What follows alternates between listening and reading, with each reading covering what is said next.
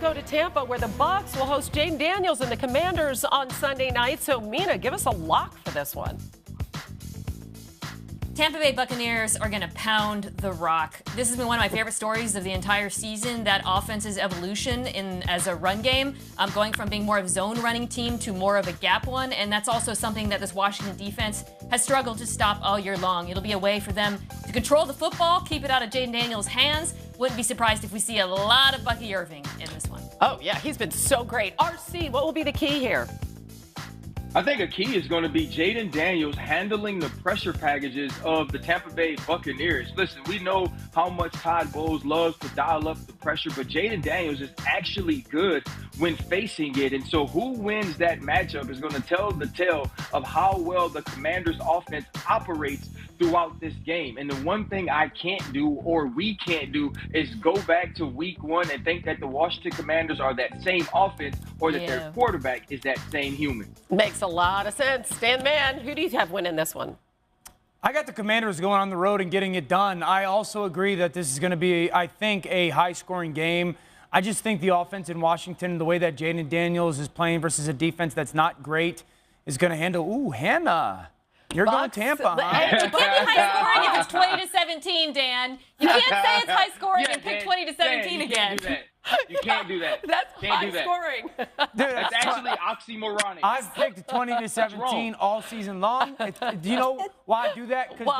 Because then you don't offend other fan bases. They're like, oh, you didn't pick. I only picked you guys to lose by 3. Dan, you're worried about not offending He's as bad as people? Marcus, Ryan. I don't. He's as bad as Marcus. I only picked you to lose by 3. That's actually worse. At least Marcus told us by a little, by a lot. I'm not watching. How was it worse? I didn't watch the film. Like, it was a lot of things that went into Marcus's reasons for doing things. You think there was a lot of things that went into it? You know what I love? I love the fact that Marcus isn't even here, and we have been giving him a hard time. Marcus didn't even give an answer. They made it up in the room. Swagoo, I hope you're watching. I don't know. Just throw something out there for him. All right. Still to come. The Ravens need somebody. Well, to your point, Dan. There you go. There you go, RC. Mina thinks the tight ends are the key for Baltimore's success this weekend. She will explain next. Scrimmage, and they'll put one guy backside, and defenses struggle because you don't want to create a ton of one-on-ones for a corner, and then so you'll take a safety and shade that way just to make sure you have an extra body. And so Buffalo constantly is trying to create advantages, whether it's front side, and you could have these guys be blockers on the front side, and then you can run the ball weak, and all of a sudden you have a great numbers advantage. So Buffalo's very good at getting to it a ton of different ways: one-on-one routes, an RPO or a flat route to this front side of the play, or a run weak side. Now, this is why Denver, I think, is uniquely built to handle that. Kansas City last week gets into a little bit of a 3-by-1 to start, but immediately after the snap, because the back goes that way, it creates another 4-by-1. 1, 2, 3, 4. Now, this is where I believe Denver is uniquely built to handle it. The Defensive Player of the Year candidate, Patrick Surtain, what they do is they're going to take him and say, that single receiver, no matter who it is, you take him. And so often when you get into these formations as an offense, you're trying to create a one-on-one that's really good for you, or outnumber somebody front side. Now, here's what happens when Patrick can handle it by himself. Number one, see the safety? He could be a run-fill guy for the weak side run because he doesn't have to worry about a deep threat. Patrick Surtain, you have that single receiver everywhere you go. And if he doesn't, or if it's not a weak side run, then what happens is they kick everything to the front side. Now, as Surtain tracks this guy, again, he's by himself, I look at it and say, well, Kansas City still has 1, 2, 3, 4 guys front side. That's still their 4-by-1. But because of Patrick Surtain, Denver has 1, 2, 3, 4 guys front side. So the outnumbering of the scheme of this is no longer prevalent. Look at the coverage that you get because you could push all these numbers to the field. There's nowhere for an offense to take advantage of it anymore. Surtain's completely by himself, and then you could still rush the passer. I believe this is a massive advantage for Denver, strictly because you could treat him like a Darrelle Revis type of player. You could put him by himself, and you're no longer weak where so many defenses are versus that 4-by-1 where Buffalo goes to it 8 to 10 times a game. Right. He just affects so many other things in the game. It's like playing with 12. Yeah, I'm glad you called him out as a Defensive Player of the Year candidate. Absolutely. Totally. So, Mina, let's say this plays out the way that Dan laid it out. Let's say he takes away those top targets. Where should Josh Allen look? That's the beauty of the Bills' offense. They don't have a number one wide receiver who Patrick Surtain can take out. Dan makes a great point about the 4x1, their ability to defend it. But I actually think the Bills have something going for them in this one, which is the Denver defense, fantastic this year. Vulnerability, however, in the pass defense at the linebacker position. They are second worst in the NFL in DVOA on targets to running backs. What do the Bills have? One of the best pass-catching running backs in the entire NFL in James Cook. And this offense, I would argue, in general, under Joe Brady, is fantastic at attacking the linebacker position generally. There's a reason why on short throws, they average the most yards after catch per reception in the NFL. They're tied with Baltimore in that regard. So, in my mind, this doesn't need to be a game where Josh Allen has to push the ball downfield very often because James Cook, I think, is actually their best matchup opportunity. Meanwhile, on the other side, RC, we got two rookie quarterbacks here, by the way, playing this weekend with Jayden Daniels and Bo Nix. So, how do you expect Sean Payton to use Nix in this one? Yeah, see, I think that's what's important, and I don't necessarily know how he's going to use him. I mean, that's the beautiful part about watching these games be played, but I think you want to try to stretch the field as much as possible. And when they are aggressive with Bo Nix, we've seen him have some success. But I think what happens with this team is sometimes when he has some of those turnovers, we watch him pull back on Bo Nix. And we saw the way that they can use someone like Mims in the screen game and allow those to create big plays. But when we watch this team sort of make that progression in the middle of the season with Bo Nix, it was because they would threaten the deep part of the field and back some of these teams up off of Bo Nix and the line of scrimmage. Now, they're going to get a ton of too high safety from the Buffalo Bills. So choosing those opportunities is going to be paramount. But we've watched Bo Nix work too high safeties or too safety defenses in the middle of the field by pressing it through the seam. And we need to see some of that for the Buffalo Bills to give them opportunities for chunk play. Yeah, I agree. I think it'll be really interesting to see how Buffalo defensively tries to rush Bo Nix. You have to treat him as one of those keep him in the pocket type of quarterbacks. And one thing that he has done this year that has hurt him is he will often leave clean pockets and run backwards and try to get out to his right. I think defensively you can bait him into doing that at times and run himself into a sack.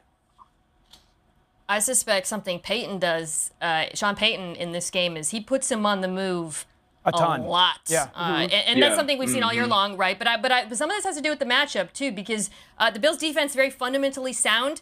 Actually, the worst in the NFL in success rate versus quarterbacks on designed rollouts and designed scrambles throwing football. So they're constantly so aggressive towards some of those play action or runs, and the boot is consistently there. It'll be so interesting to see how he handles it in that atmosphere, his playoff debut on the road, and he's been very impressive this season. I can't wait to see it. All right, time for an ESPN Bet Sportsbook same-game parlay. And for that, we go back to Mina. Mina, over under 7.5 rushing attempts for Josh Allen in this one. What do you say? I'm going over here. Josh Allen, big games. I usually bet the over or prefer the over on him carrying the football, but I think against the Broncos defense that plays a ton of man coverage, he will have a ton of scrambles in this one. All right, let's go back to the rookie. Over under 224.5 passing yards for Nix. Yeah, I'm going over. He's been topping this pretty consistently over the last second part of the season or so. And while I don't think a lot of it maybe will come through air yards, I do think Sean Payton's going to find a way to get his pass catchers yards after the catch against this Bills defense that plays quite soft. And give us a player who you think's going to find their way into the end zone. It's James Cook, whether it's as a pass catcher or on the ground. He, to me, is the most reliable red zone target for Buffalo in this one, and I suspect he will score.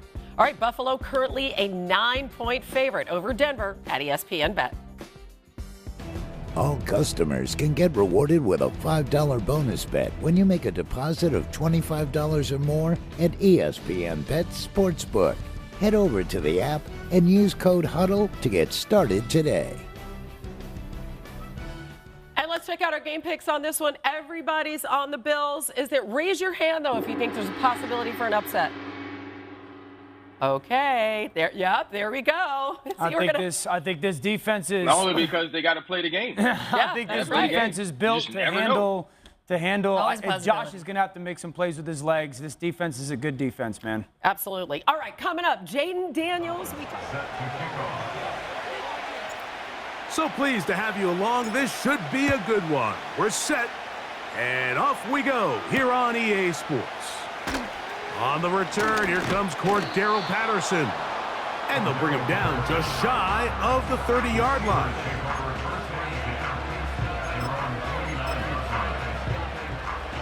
So they come to the line for first down and 10.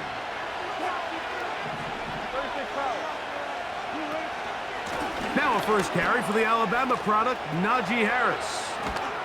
And he's going to be brought down up past the 45.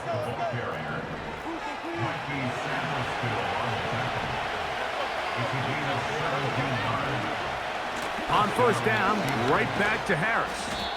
And he'll get forward for a couple. It's second down.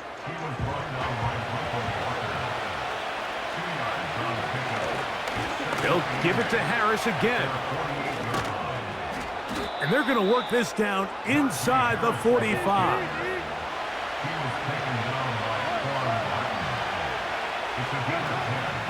Another run here with Harris. And he'll work forward for about 3. It's second down.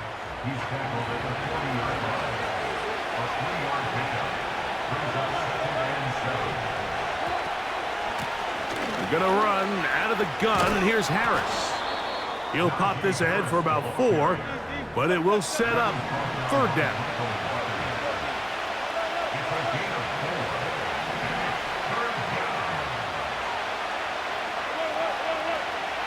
Out of the gun, here's Russ. That is caught! And he will get into the end zone. Calvin Austin. Touchdown, Steelers. Chris Boswell on for the point after. It's up and good. And the Steelers will take a 7-0 lead. Boswell now following the touchdown. Back out to kick this one off.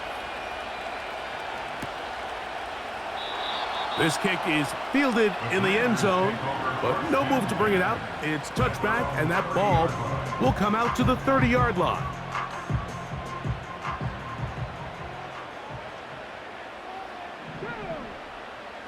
Right to the air goes Daniels. They try to set up the screen, but this one doomed from the start. It's incomplete. They'll try again here, second and 10.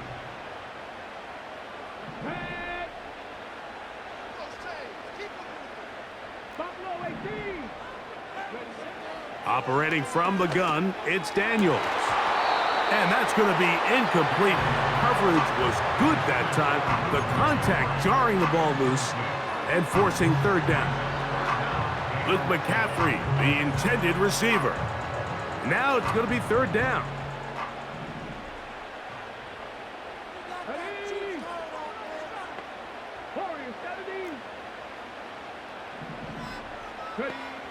From the shotgun on third down, Daniels. 15-yard pickup there. First down, Washington. And this is what you can do when you have one of the best receivers in the game. You understand that even if the coverage is not perfect for the play call, sometimes it's just as simple as my guy is better than your guy, and we're going to just keep giving him a chance. Off he goes.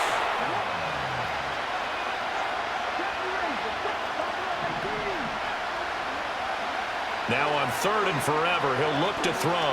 Slings this deep from McLaurin. And he bats it away, and it falls down incomplete.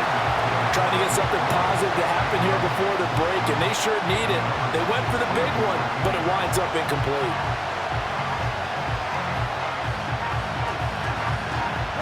And likely time for one final play here in the half, so they will go for it on fourth down.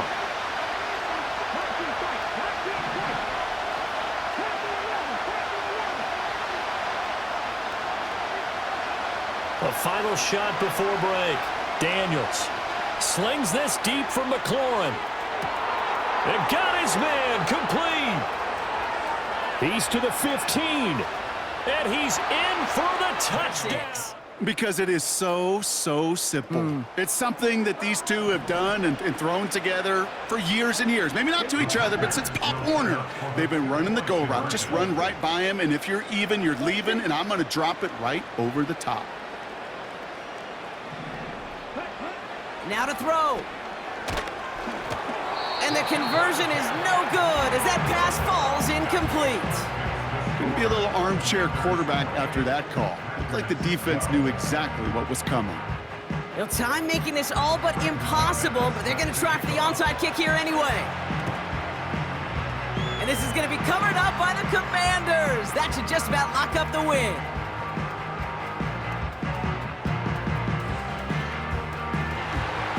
And Washington finishes the return to the end zone. Touchdown! The Commanders picked up the fumble and ran it home. He gets it to go, and the Commanders will move out to a 14-7 lead.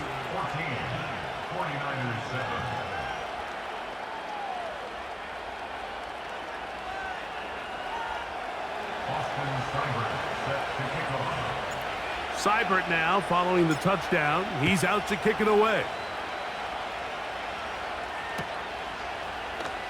And we'll see a return here from his own end zone. Not much on the return. They'll stop him at the 17.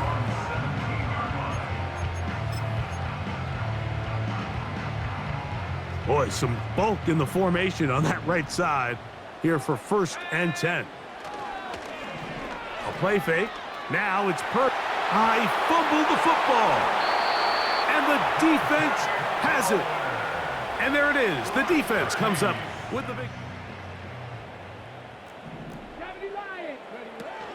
Robinson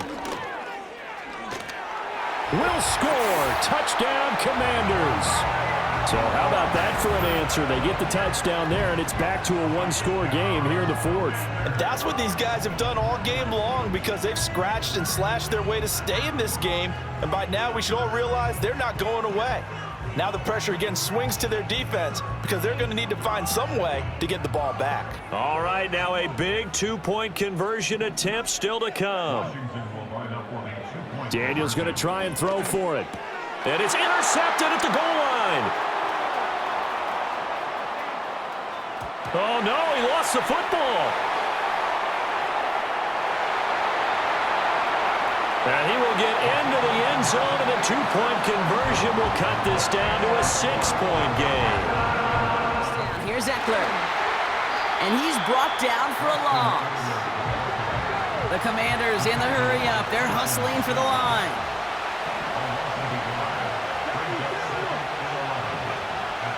To throw.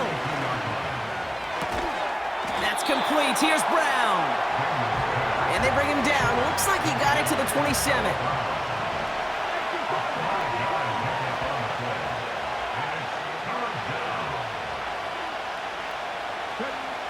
Here he is to throw. Someone got a piece of that downfield throw, but it is caught anyway. And that's a Washington touchdown. So there's part one, Brock. They get the touchdown that they desperately needed. Now, you'd imagine, comes a try for two. Yeah, and this might be just as tough as to go get that touchdown they just did because, well, they work on two-point conversions, but they're difficult.